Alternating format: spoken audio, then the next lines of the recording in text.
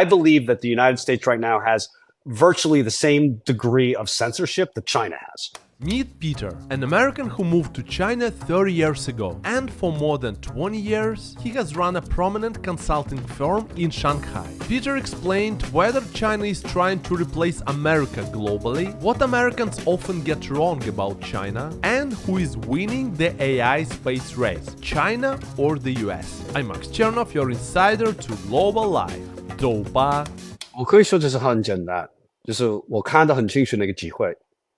但是现在，这个是很重要的。我告诉每一个中国人了，就是如果没有中国，没有我。所以我看现在，对，我是白人，我是美国人，但是我感觉上海，不是中国，但是上海是现在的老家。So what I mean by that is, originally there was the opportunity. I saw the opportunity. I could not resist it when I got here. It fit with me perfectly. But very quickly, what I realized was over time, without China, there's no me. 如果没有中国，没有我。And, it's an appreciation, it's humility that the success, the people that I've met, all of it, because I've been in China. And finally, what I had said was, there's a concept of 老家, meaning your family home, where you grew up. And, I no longer view where I grew up as my home. I now view Shanghai, not necessarily China, but Shanghai, as being my home. What are the biggest misconceptions that you see that Americans have about China? First and foremost, and let me just speak to the American audience. The biggest misconception is that China is the enemy. China is in some way, shape, or form working aggressively through this monolithic communist party to dethrone the United States as the leader of the free world and the rules-based international order. Not true. China has no ambition to replace the United States on the global stage. Now, what are China's ambitions? Just as a quick aside, they are, in my opinion, looking for a sphere of influence, meaning they'd like to just be sort of, the leader of Asia Pacific, if you will. And even to the American policymakers, that is not acceptable. So you take a very, what I consider to be understandable position by the Chinese in Beijing, the policymakers of, hey, look, we're the big dog in Asia. We're the leader in Asia. We want to be the leader in Asia. If you want to be the leader in Europe and a leader in North, South America, that's fine. But the best way that I have seen that what I call the Beltway consensus, meaning the people that influence decision makers in Washington, D.C., is to just paint with a broad brush and call China the enemy. And this has permeated all discussions across America. And, you'll see things like, oh, it's unsafe to come to China. Nonsense. There are what I refer to as rules of engagement if you live in China. And those rules of engagement are different than what it is to live in work and what have you in the United States. There is a tendency of taking an American lens of things and then overlaying that and saying, if this is how we do things, then this is the way the rest of the world needs to do things. Can you give an example for the rules of engagement? So the rules of engagement is, I'm sitting here in Shanghai, as I mentioned, right? And I'm going to talk to you, let's say, about Taiwan or Xinjiang or what's going on with Xi Jinping. And there's nobody busting down my door to throw me in the back of a van. Yet. No. Well, let's put it this way. Let's put it this way. I've had these conversations for years, and nobody has essentially come and not even talked to me about it. Now, I'll give you a classic example, because there are, and I will not name names, there are numerous individuals who are out there today who at one point in time lived in China. They had run businesses, they had a certain brand in China, and they ended up running afoul with the authorities, some of whom even were thrown into jail. And now if you see them on social media or elsewhere, they are talking about, the evils of the Communist Party and so on and so forth. So let me give you a very specific rule of engagement for China. It's called the three knock theory. And what that means is, within the foreign community, and this is what I'm referring to, it's not necessarily broadly China, but the foreign community. If you're doing something, if I'm doing something at work and I've decided to, try something, or maybe there's been a change in government here whatever the case might be. If I'm doing something that is no longer viewed as being a reasonable activity any longer, somewhere in my circle of Chinese friends, I'm going to get pulled aside and say, things have changed. Maybe it's not a good idea if you do this. It'll be pretty subtle, maybe too subtle. And what has happened is certain individuals have said, I know what I'm doing. I have all these friends in China. You don't know what you're talking about. I'm going to keep doing what I'm doing. Fast forward, maybe another couple of weeks or a month, you get the second knock. Someone sits you down and says, look, things have changed, or what you're doing is no longer acceptable. You really need to stop. And I know of numerous occasions where these individuals, again, through pure hubris, said, no, I've got these people and they tell me everything's fine. I don't have to do, I'm going to keep doing what I'm doing. The third knock is the bad knock. That's when your door gets kicked in, the police come in, you get dragged out, you get put in a van, you get put into jail, you get put on a show trial. It happens. But I can tell you, anybody who is out there who has been in serious trouble with the Chinese authorities, if there's smoke, there's fire. There are no innocent bystanders. No one has been taken away or any of those sorts of things because they were innocent. I have no idea what's going on. So that's just one very specific rule of engagement. I think there's a lot of subtlety. I can give you a classic example from my company. There was a new service I wanted to put into place. We were going to do some reviews of financial companies here in China. And I went to the regulator and, a very informal meeting. I wasn't specifically looking to be told, is this sort of new business acceptable? I just told them what I was thinking of doing. And, good conversation. At the end, they turned to me in Chinese and they're like, 我感觉这个机会蛮好的，但是肯定太早了. Which is, look, I think this opportunity is a really good opportunity, but maybe it's a little early right now. I'm like, okay, that's a no. So, when you're able to sort of, try to push certain envelopes, you'll know if you're open and having an understanding of what, again, these rules of engagement are, you're going to be fine. If you are, and this is what my business is, if you are a global institution that's looking to come to China and say, look, Peter, we do this in Frankfurt, in Tokyo, in Hong Kong. This is how we do business, and this is what we're going to do here in China. And I tell them all the time, I'm like, I understand, but if your decision is to take your business model globally and replicate it one for one in China, you will most likely fail. Not because China's done anything, but because you've not been able to adapt to these local rules of engagement.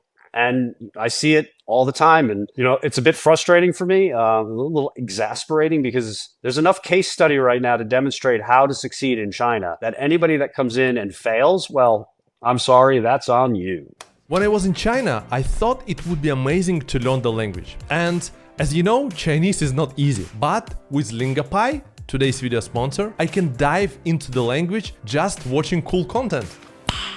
Nice. How it works? Lingapie is the language learning platform that combines entertainment and education. I can watch videos in Chinese, play with words, and learn them at the same time. There are over 3,000 titles in 12 plus languages, also music, podcasts, and even Netflix integration. I started with the video about Chinese food because I think this topic is very important. There are interactive subtitles in the player. Every word is clickable, so I can see the translation right away and save it to my vocabulary. I can also watch with dual subtitles, Chinese and English, side by side. To practice new phrases, Lingapie creates quizzes, flashcards, and sentence building games with words are added to my vocabulary. So it never feels boring. Watching videos instead of reading textbooks help me to learn real accents, slang, and culture. And I can start using Chinese faster in real-life situations. Lingapie works on desktop, mobile, and even TV, which makes it easy to use whether you are a traveler, family learning together, or just someone curious about other cultures. So,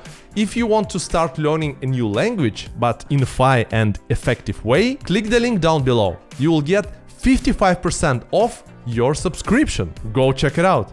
We kind of discussed what's the view of America and Americans towards China. But what about, how do you think Chinese people see Americans?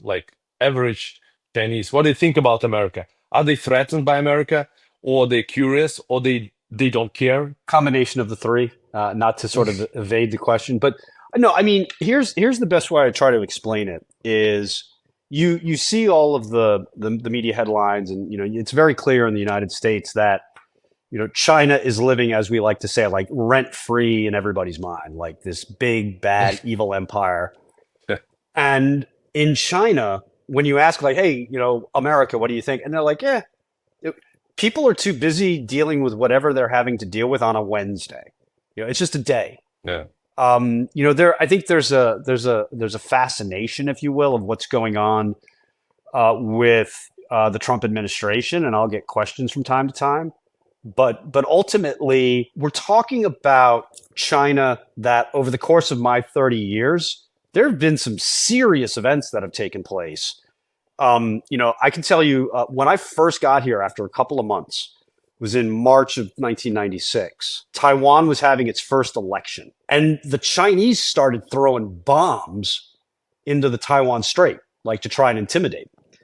And now keep in mind, there was no internet then, not in China.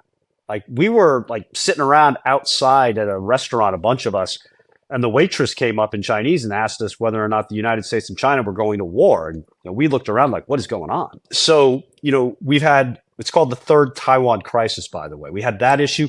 We had the Americans, quote unquote, accidentally bombing the Chinese embassy in Belgrade back in 1998. There was a spy plane that crashed in Hainan Island in 2001. So there has been flashpoints, if you will, in the relationship in the time that I've been here. But here's the most important difference, Max. Prior to 2015 or so, Americans didn't really care, didn't even think twice about China. Wasn't even in their mind. And all of a sudden, it just occurred to an increasing number of people in the United States. Oh my God, look at China right now. They're eating our lunch. We need to do something about it. So for the Chinese, over that same period of time, it's just been progress, progress, progress, progress. I'm gonna do what I have to do during the day. I'm gonna take care of my family. I'm gonna go to work. I'm gonna try to make a bit more money. Very, I would say, basic human standards. They're not really involved in the politics of it all. Interesting. That's what I heard from other people as well. So like sometimes it's overall, I think it's in human nature. We sometimes exaggerate the role of ourselves and like how much other people think about us. And it's also applied to the countries, I think. Yeah, absolutely. So you said before that China want to be a big guy in its playground, which is Asia. If like some American, like average American ask you like, okay, they control Asia and now they actually want like the global domination. Like what would you say?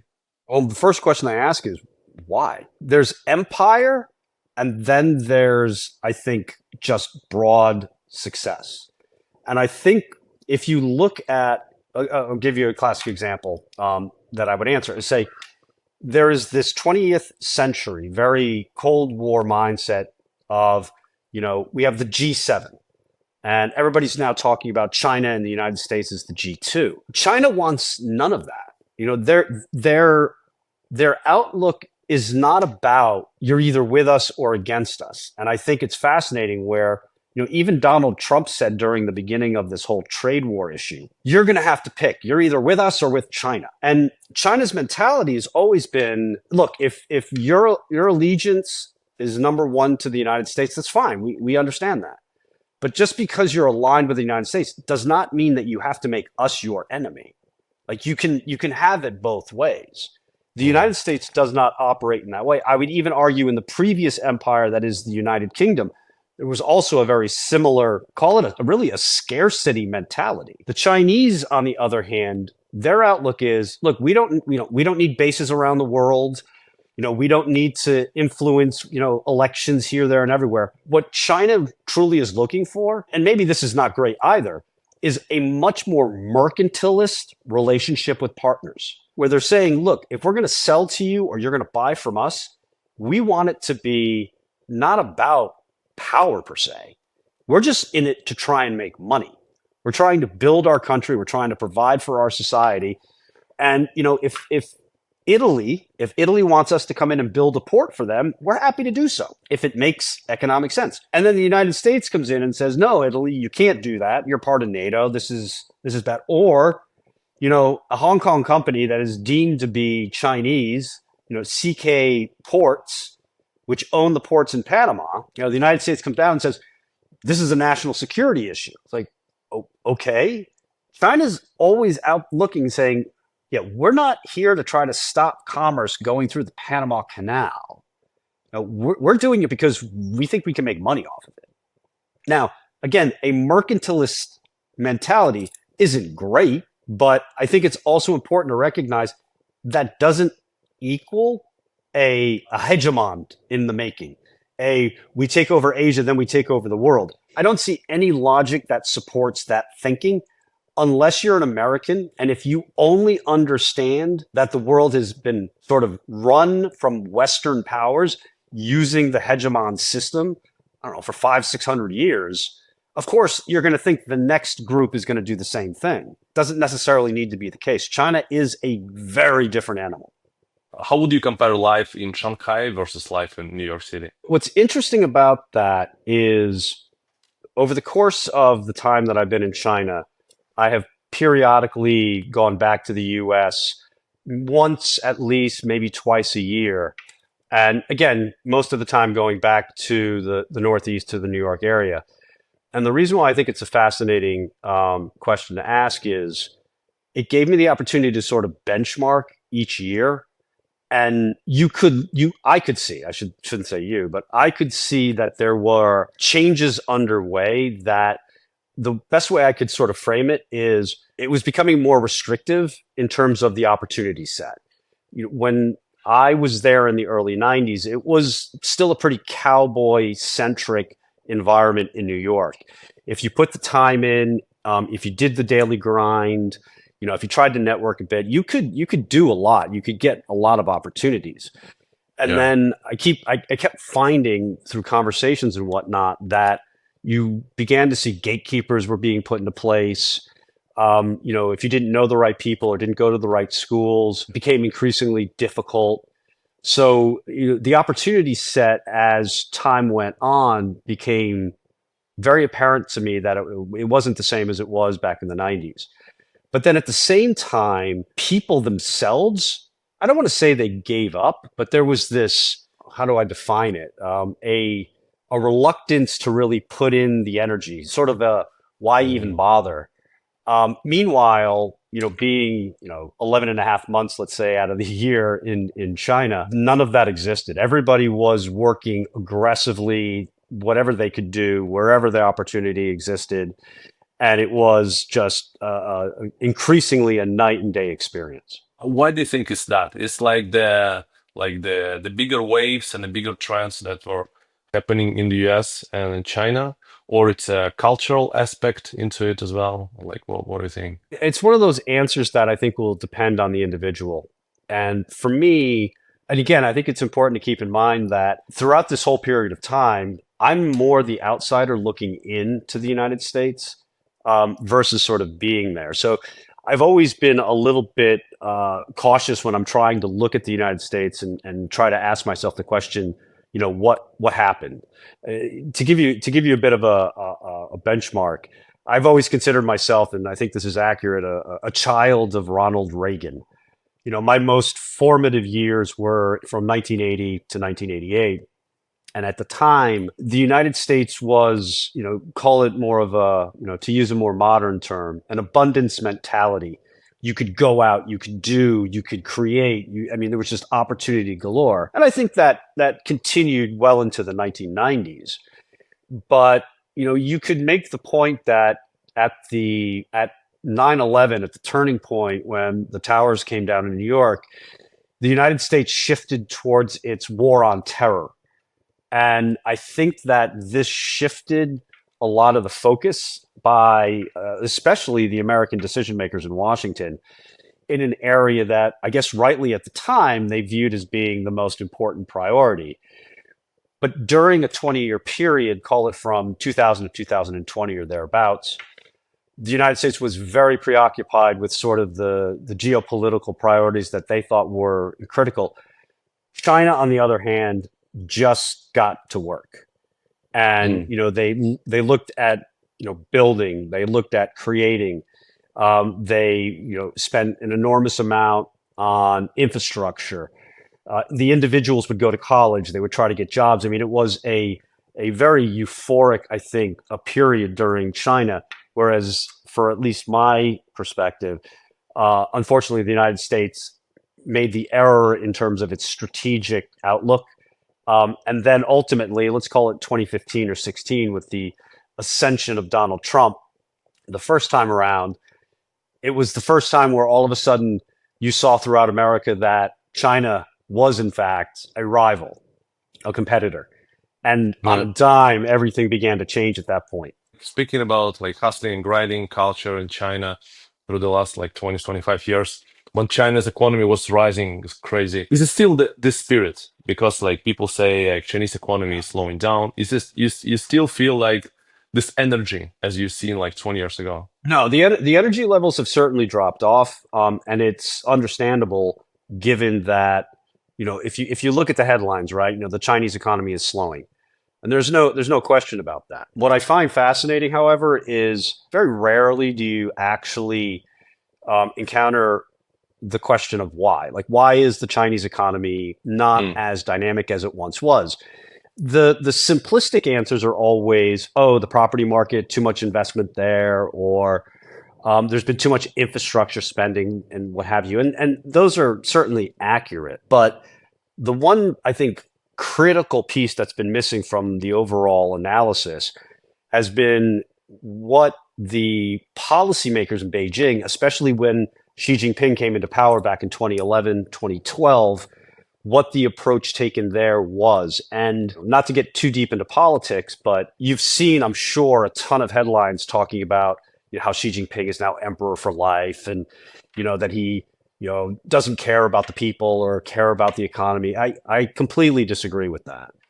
And the reason why I say that is you've heard of recency bias, right? Mhm. There's also a concept called primacy bias, which is you have a tendency of looking back in time at a point and believe, oh, that was fantastic, that was the best period of time. And you'll see this with a lot of the individuals that are commenting on China today, and they'll say, back in 2010, that was the best time for China. There are all the opportunities, all the energy, and an absolutely accurate assessment. What is missed, however, is the fact that it was not sustainable, and there was an insane amount of investment across the board. Property was, at a point where there was no way that the price rises were going to be able to continue. So watching when Xi Jinping came into power, and he could have, if he wanted to, done his 2 5-year terms, sailed through for 10 years, and said, I'm good, and left the problems to whoever came next. And instead, I think the choices that he made was to essentially just recalibrate the economy. And he made a very famous statement back in 2017 that the Chinese policy was going to center on an economic model that was about quality growth as opposed to growth at all costs. Now, the downside to all that is you have a restructuring that's required, a deleveraging that's required, and all of the steps that are needed to go down this path mean your economic prospects are going to diminish, at least for a short period of time. And that's what's been going on, I would say, since 2017, 2018. There's been progress, but I will not necessarily come out and say, without a doubt, this is working, it's going to be fine. It still remains unclear. But let me finish this thought with the final comment. In the entire time that I've been here, I can't count how many predictions have been made about China's collapse. The economic collapse has been predicted going all the way back to 2000, in fact. It has not occurred. I think it is in the best interest for those that are looking at the Chinese outlook to give the benefit of the doubt to the policymakers, because up to this point, they have been able to demonstrate a degree of capability to deliver. Now, until that is shown to be in error and that the support that should be provided should not be, I think you have to give the benefit of the doubt to the policymakers. And they've continued to try and move forward and restructure the economy, and we'll see how it plays out. China was at peak pessimism about a year ago, summer of 24. The economy was uncertain, really uncertain. A lot of people that I talked to, were concerned. There has been a 180-degree pivot in the last 6-7 months. A real kind of renaissance of sorts. Not that the economy has improved materially. Like I said, there's still headwinds without question. But when I was talking before about Red Note and the TikTok refugees, that was a point of pride for the Chinese. They kind of were like, "Wow, look, they're coming and using our platform." DeepSeek, a point of pride with the Chinese. Super interesting this coming weekend. Have you heard of a Chinese movie called Nujia 2? It's a cartoon. Rings the bell. Yeah. That's a cartoon. Yeah. Yeah. I know this. This movie came out, I don't know, 4 or 5 months ago. It's done $2 billion in revenue in China alone. Yeah, exactly. Yeah. That's one I remember. And by the way, it is a phenomenal movie. And I encourage everybody to go see it, but I also encourage everybody to go first watch Nujia, the original, Nujia 1 beforehand. The story doesn't make sense without it. But the reason I bring it up is it was another sort of a soft power development that got the Chinese excited, like, wow, we're really feeling positive about the direction things are going. It's ephemeral. It's not something like I have money in my pocket or I have a new job. It's a feeling of national worth, not nationalism, but national worth. And it's had a positive impact, as I can see it in the engagements and conversations I've had with the Chinese. So things are moving in a positive direction. Some people think I just show up at the guest place, press record, and that's it, the video is done. But right now 6 people work full-time and 2 part-time on this project. It takes a lot of time, energy and money. Some interviews takes months to secure, but we do it because we want to show the world that Asia is a modern, exciting and inspiring place, and to introduce you to the most interesting people out there. If that resonates with you, I'd love for you to become an even bigger part of this project. By clicking the join button below, you'll become an official member and supporter of this channel. You'll get a special badge, I'll see your comments first, and you will know that you are helping us keep this going. Big hug to each of you, thank you so much for your support, and honestly, you're the best YouTube community I could ever dream of. Thank you so much. People underestimate how things go fast in China. Like in 2-3 years, things completely changed. Like as you said, within the last half a year, basically the mood changed. I don't know for America, but for Europe, for European countries would be like, oh, nothing could be changed like in half a year or in a year or in 3 years even. Yeah. No, I mean, my favorite example is the phone, where, again, you've been here, you would have seen it firsthand. I can't remember the last time I had cash in my pocket. You don't stand on a street and wave a taxi cab down. If you don't go on the local app to make a reservation for dinner, you're not getting a seat. Like every single thing is done on your phone. And you can have, at least in the big cities, anything that you possibly could desire or want can be delivered to your door in 30 minutes. So, I think back 30 years ago. And I'll share with you a pretty funny story. When I was talking to your producer, Dimitri, he asked me a question like, what's one thing that pops in your mind of China? Wow. And it was when I first got here, I was picked up at the airport and dropped off at the school I was teaching at. And they gave me a bit of money and they said, you need to buy a bicycle. I said, why do I need to buy a bicycle? And they said, well, you're living at this campus, but you're teaching at a campus 5 kilometers away and you have to ride by bicycle to that class. I'm like, oh, okay. So I buy the bicycle. I have to go to class. I go out my very first day. And when I say that there were more bicycles than I possibly have ever seen in my entire life, it was a sea of bicycles. And I had to cross a pretty sizable intersection. I just could not fathom it. And trying to get across of it. Again, there were no real highways. There was one subway line. There was no infrastructure whatsoever. And you fast forward to today, nobody's on bicycles. Everybody drives an EV. Everybody uses phones. China now has 18 subway lines. And in the time that the You mean first Shanghai? 15 inch just in Shanghai, you can Yeah. get anywhere. And if I look at, and I know it's a cliche to say it, but if you look at trying to build infrastructure in the United States, high-speed train, let's say between LA and San Francisco, can't get done. And it's not because there's not a market demand or there's not, support to do it. Regulations. Like this goes to my point about competition, right? The one thing that I hope Donald Trump actually does is remove an enormous amount of the overregulated tendencies that exist in the United States. I had a house at one point. It was a family home that I had bought after my mother had passed away, and I was looking to keep the home and do some renovations. And I started looking into it, and I mean, permits, approvals, like all of the stuff that I was going to need to do even before I started doing renovation. I was like, this is not even worth it. I'm just going to sell the house. Here, if you want to do something, you do it. Like you don't need to get permitted necessarily. Now, there's a difference between things like residential and commercial, what have you, but the regulations in the United States are out of control. I've been to this speech of an INSEAD professor in France, in Fontainebleau, and she explains about the difference in ways of communication for Americans and for Chinese, like generalizing, but there is a high context culture and like low context communication culture.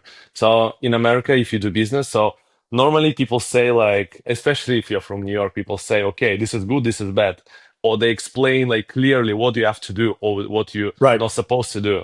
And in China, it's like more subtle. It's more like you need to understand like what it actually means, what they say to you. So it's not always on the surface. Absolutely. And I think you've hit on a really important point. I share with clients all the time that with sort of, especially like commercial engagements, when you have a Chinese and American, the way that I describe it is Americans have what is called a high time preference mentality. They want to get stuff done. They're about transactions, quick, quick, quick. The Chinese have a very low time preference mentality, meaning they're looking at the longer term. They're looking at ways in which, how is this going to impact me over the next 10 or 15 years? Now, it's a cliche to say, oh, China thinks in decades and what have you. That's not exactly true. But the Chinese certainly think much longer term than the Americans do. And I'll give you a classic example is look at right now Apple. Apple back 20 years ago when the current CEO Tim Cook was at that time the chief operating officer under Steve Jobs. His claim to fame was one, recognizing that they were going to have a massive demand for their various consumer products and they needed to manufacture them somewhere at scale. And they created this phenomenal supply chain throughout the entirety of China, working with various partners and what have you. And from 2007, 2006, I think it started with the iPod, all the way up until probably 2017, Apple made a killing. But Apple also, in my opinion, had entered into what's called the Faustian bargain, meaning they recognized at the time the sheer benefit that they were going to gain commercially in making this relationship happen, building the entirety of their supply chain in China. There was zero, I think, appreciation of the sustainability truly longer term of what that meant. And then in 2018, during the first Trump administration, this really came home and first really became apparent. And still to this day, Apple, no matter what the headlines say, they manufacture the vast majority of their products in China. So it's not that Tim Cook is a dumb man. He's very, very brilliant. The issue right now is Apple has no other option. There are no other markets that they can go to that has the ability to build at scale, at quality, and at price like China. And Apple is just one of thousands of examples.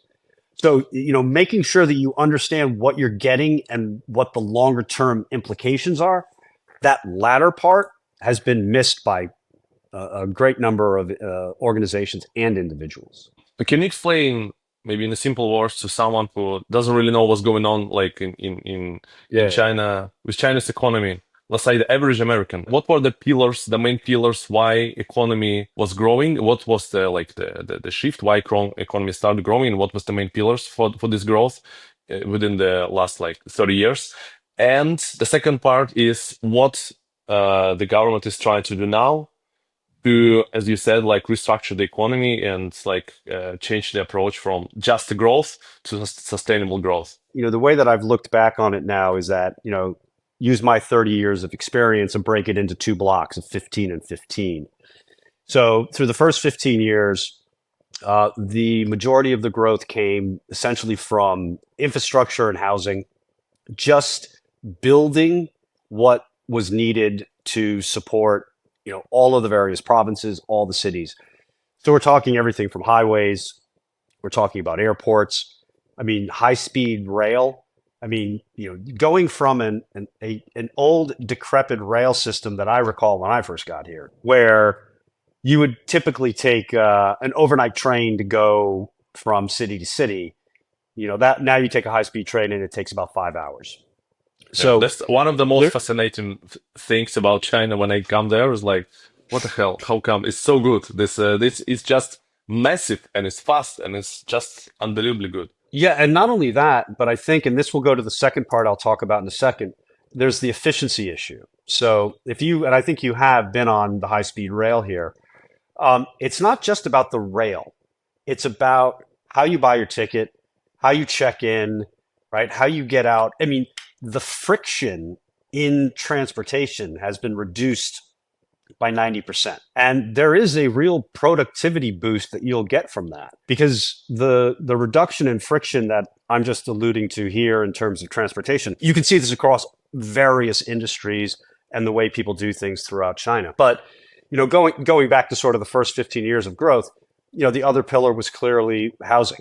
And it sort of ties into the issue of the infrastructure build out. There just were not enough housing available for the populace. And when I first got here, there was a concept called the Iron Rice Bowl.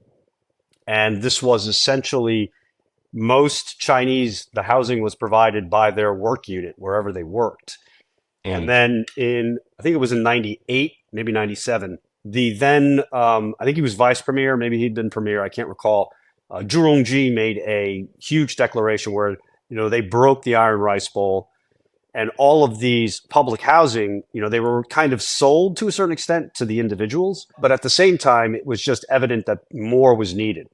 Now, that investment all went through, it created this massive boom, but clearly the pendulum swung far too in one direction, where we're now left with sort of this glut of property that needs to be worked through. Again, as I was mentioning earlier, you could have, to a certain extent, kept that game playing throughout another 10-year period under Xi Jinping. I do give him a great deal of credit for recognizing the instability of that model. So what you started to see were new policies that began to get created from 2013 onwards. I think the most famous that people have heard of is the Made in China 2025. This was the move towards essentially a new industrial infrastructure build out, focusing on things like solar, or broadly speaking, new energy, things like robotics, high tech, even biomedicines, just a slew of new industries. And, this is something that is going to just take time, but we're starting to see some benefits coming out of it. We talk about like AI.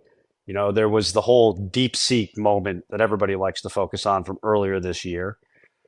So right now we're in just this role where all of the growth that was attributed to infrastructure and housing has been falling off at a rapid pace as the new growth engines on industrial are starting to move up. But again, the question is, can these new drivers of growth take place at a pace that is able to match the deceleration in the growth engines elsewhere? What do you think will, in this case, what will be the role of the United States in the next like 20 years, for example? This gets to the core of what I try to do. Number one, dialogue and collaboration. This is what I try to tell everybody. This is not about trying to pass judgment on anybody or say what you're doing is wrong or any of that. if you look at the United States and if you look at China, there has been an extremely beneficial relationship that's existed for 30 years. Now, the vast majority of Americans will say, yes, but it benefited the Chinese the most. Totally agree with that. But if you can now turn the tables, and again, I don't agree with everything that Donald Trump has been doing, but I think some of what he's been doing is taking a page from the Chinese playbook. Case in point, we want to bring in foreign direct investment. We want companies from around the world to invest in America. The one country that has not been invited to this party is China. So my outlook is, why not invite BYD or NIO, for example, in the EV space? Tell them, look, we want you to come to Tennessee or North Carolina, and we want you to build a plant. We're going to own 51%. You're going to own 49%. And then you can learn by how it is that Chinese run a manufacturing business. And then you can do that with drones. They're doing it with TMSC, the chip manufacturer from Taiwan. But I just can't see in this political environment a willingness to, quote unquote, allow the Chinese into the United States. This is what the Chinese did. This is one way in which they were able to accelerate their development, was bringing in Western companies and learning from how they did business. Now, I just think for the United States, there's no manufacturing. They're fiscally boxed in, meaning too much debt, too much government involved, a lot of regulations. What can the United States, and the United States, I believe, can learn a great deal from China. There needs to be, I think, a little bit of humility to come into that. I think it will happen. I think right now, if I look at how the negotiations are ongoing between the Trump administration and Beijing, I'm very pleased that we have continued dialogue, continued conversations. There's not a lot of acrimony. It's fantastic. I hope this continues. Having the United States recognize the benefits that can be taken from a genuine relationship with China. I mean, look, China's not going anywhere. And also, let's try to be a little bit open and honest here.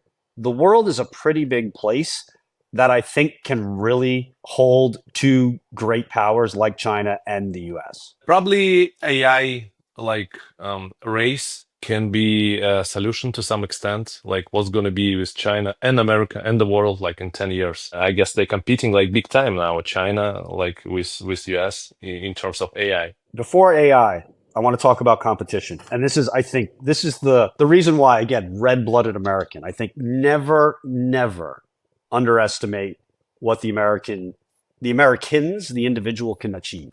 And as a society, how they can really persevere. And I do believe that's still there. So what I've tried to promote is the United States and China. Let's cut to the chase here. They have completely different forms of governance, different societies, different everything. By the way, China is not nuanced. People like to say, oh, it's a nuance. No, it's not. China is different. You need to recognize the differences. So my solution to this is the United States needs to go back to the period of unbridled animal spirit competition. Again, go back to the 80s, the early 90s, the country that built the internet, and be able to just demonstrate to the world it's an open society. You can say whatever you want. I mean, I believe that the United States right now has virtually the same degree of censorship that China has. It might be different. Really? But oh God, yeah. I mean, I think there's been a bit of a change, or the other issue is privacy. The Chinese will laugh when you ask them about privacy. They're like, we know the government knows everything that's going on with us. We know that they have all the information. But so the Americans have the same degree of government oversight. We see this with Facebook and Google and everything else.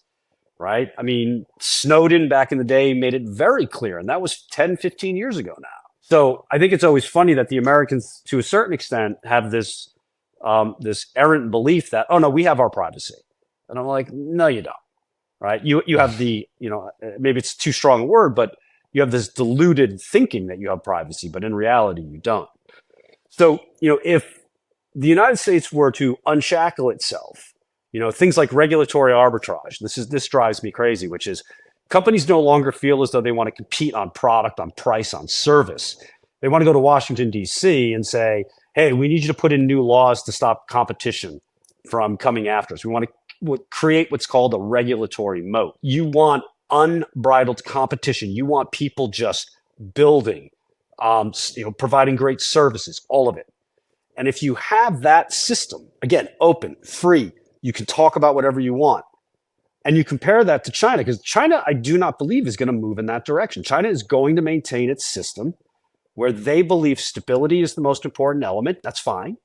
And stability requires that there is, very strict guidelines in place for oversight and censorship and the likes. If you're able to bring these two systems and present them to the world and say, we have very different views on the outlook of the world over the next 50 years, and then let the entire world vote with their feet on which they support. The United States could make things completely different than where they're basically the trajectory they're going now. And again, the best way that I will explain it in the vernacular of today, America has moved from a abundance mentality when I was growing up to a scarcity mentality. And they need to move away from that. We have to protect what we have by putting up walls and barriers. Tear the walls down, open everything up, get rid of the tariffs, bring everybody, let everybody compete. And I think if you do that, America will have a much brighter future than the direction things are going right now. Look at the American AI platforms right now. They are creating what are referred to as walled gardens, meaning if you want to use OpenAI, you have to use OpenAI, right? It's closed architecture. You just use it and you pay a fee for it. You've got Claude, you've got Gemini, you've got all of these, but they're all silos, walled gardens, right?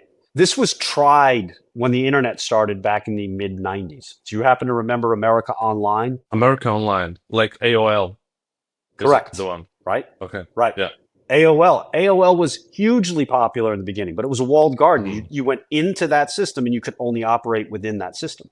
Yahoo, to a certain extent, was the same way. What China has done, and I will tell you, this has been a pretty big shock to me, is they decided we're going to compete using open source models. So when DeepSeek came out, it wasn't that China had a competitive AI model. It was that they had a competitive AI model that was open sourced, open weight. And what happened over the course of the next 7 months? You had Kimi K2 the other week. You had Alibaba with Quinn. There are more open source platforms than I can keep track of these days. And each one is iterating over and over again off of the findings from the previous open source model. Now, two things that are important right now. First, China wants scale. And this is a very Chinese way of doing things. It's not about profitability, right? So people always will say to me, Peter, Chinese companies are very unprofitable, which they are for a lot of companies, because that high time preference, longer time thinking, the Chinese want market share. They want market share and then they can increase pricing. We see this right now in the EV market throughout China. They're doing the same thing with AI. They're creating very open models. They're going to focus on the service side of it, the user experience, as it were. And China has the electrical grid to support it. The United States doesn't. So you have all of these headwinds that are popping up in the United States. Meanwhile, China's saying, we're going to bury you in scale. We're going to actually make these products useful for our enterprises. It's not just a replacement to Google or an ability to write a paper or come up with some picture, right? It's actually useful. So I believe right now it is a neck and neck race, but look, even in the last 48 hours, you've had Sam Altman come out saying China's a real competitor. He's concerned about the direction of AI in the United States. There's been hundreds of billions of dollars spent in the United States on chips and data centers and everything else. China has spent a fraction of that. They've used software to overcome the dependency on chips. There's a joke here that says, never tell a Chinese what a problem is, because if they know what the problem is, they're going to focus on it until they solve it. So The minute you tell the Chinese, yeah, you have no access to high-end chips, fine, we'll figure some other way out and we're going to use software to do it. And they have. So I think the United States, both the commercial groups like an OpenAI and others, plus Washington, the Beltway Consensus, if I had any single piece of advice to give them, it would be this. Stop underestimating China. Learn to compete aggressively, and compete on your core competencies, because that's what the Chinese are doing, and they're winning. Maybe they're at the same level now in AI as an example, but you've seen all the headlines about EVs, right? China dominates the EV market now. In 5 years, what China did to EVs, they're going to do to robotics. So, the United States loves to say we have the greatest software. We have the greatest minds. NVIDIA doesn't build chips. They have that done in Taiwan. They come up with the plans. They come up with the designs, the software. Your software is only as good as the hardware that has used it. And all the hardware in the world is built where? China. So again, this also goes back to my point about collaboration. If you've got a great hardware and a great software sort of ecosystem, bring the two together. Find ways to share the economics. You can grow the pie, or you can just have two different pies that are not as big.